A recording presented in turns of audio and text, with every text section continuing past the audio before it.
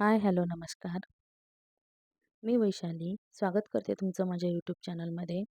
तर मैत्रिणींनो, ही बघा मी एक फर वुलनची रांगोळी मॅटची डिझाईन काढली होती आणि ही डिझाईन मी अशा प्रकारे अ, आधी ग्रीन कलरच्या फर वुलनने तिला बॉर्डर करून घेतली आणि नंतर मग तिच्यावर बाकीचे कलर्स मी हे करणार आहे. तर तुम्हाला आता व्हिडिओमध्ये दिसेलच.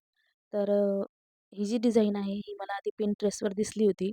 पण Pinterestवर डिझाईन अशी होती, की हे जे मधलं स्वास्तिक आहे, हे स्वास्तिक उलट्या प्रकारे तयार होत होतं. म्हणजे ह्या पाकळ्या ज्या उजव्या बाजूला जात आहेत, त्या डाव्या बाजूला येत होत्या. मग मी म्हटलं, की प्रिंट काढून काही उपयोग नाही, तर मग मी ही डिझाईन माझ्या हातानेच बनवली आहे. आधी मी याच्यावरच काढून बघितली, नॉन ओव्हनवरच ती डिझाईन हाताने काढली आहे आणि अशा प्रकारे ही छान अशी डिझाईन तयार झाली होती. दिसायला तर खूप सुंदर दिसत होती. मग नंतर म्हटलं याच्यामध्ये रंगीत फॉर वुलनने कलर भरून घेऊ, मॅट तयार करून घेऊ, बघू कशी तयार होते ते.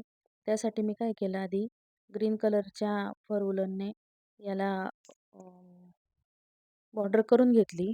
तुम्ही बघू शकता कशाप्रकारे बॉर्डर करत आहे पूर्ण मॅटला. कारण की तुम्ही म्हणाल की पूर्ण तेच तेच दाखवते, तर हे यासाठी की काही काही भगिनी या नवीन असतात, काही काही मैत्रिणी ह्या नवीन असतात चॅनलवर, मग त्यांना कळत नाही कसं करायचं ते. म्हणून मी आधी ते पूर्ण दाखवलं. मग त्यानंतर इथं राणी कलरची फोर व्हीलरची मॅट फोर व्हीलर घेतली आहे आणि त्यानंतर एका पाकळीमध्ये राणी कलर भरलेला आहे. हे बघा, असं व्यवस्थित प्रेस प्रेस करायचं आहे. अशा प्रकारे मी चार, एक सोडून एक पाकळी, अशा 4 पाकळ्यांमध्ये मी राणी कलर भरला होता. हे बघा, तुम्ही बघू शकता.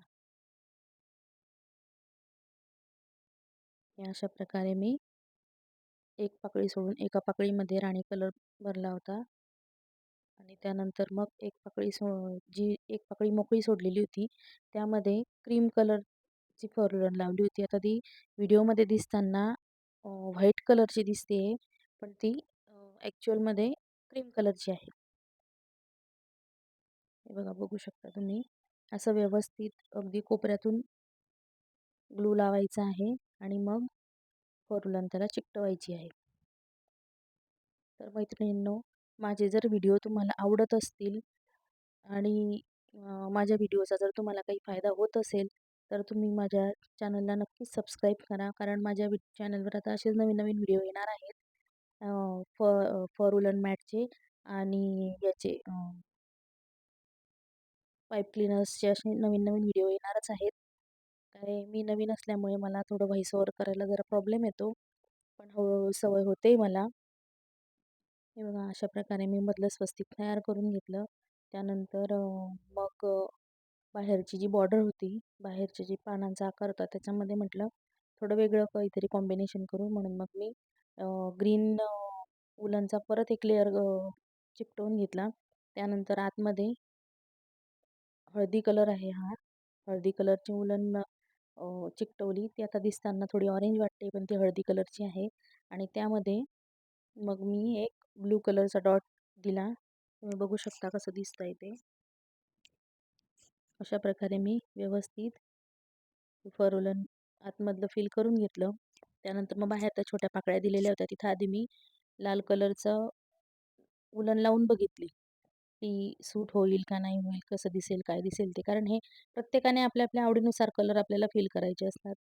तर ही जी वूलन मॅट आहे ही 1 फुटाची आहे आणि ही वूलन मॅट तुम्ही समईसाठी किंवा गणपतीमध्ये कलश वगैरे ठेवण्यासाठी किंवा समईसाठी किंवा गणपतीसमोर आपण नैवेद्याचं ताट ठेवतो, ते ताट ठेवण्यासाठी ते ताट त्याच्यावर तुम्ही ठेवू शकता किंवा डेकोरेशनसाठी एखादा टिपॉय वगैरे तुम्ही सुद्धा ठेवू शकता.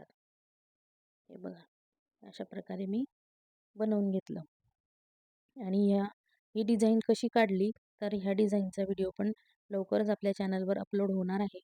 जर तुम्हाला हा व्हिडिओ आवडला असेल तर नक्कीच माझ्या चॅनलला लाईक करा, शेअर करा आणि सबस्क्राईब करा. व्हिडिओला नक्कीच शेअर करा. बघू शकता तुम्ही कशाप्रकारे मी ही मॅट बनवलेली आहे. असेच नवनवीन व्हिडिओ आपल्या चॅनल्सवर आता नवीन येत जाणार आहेत.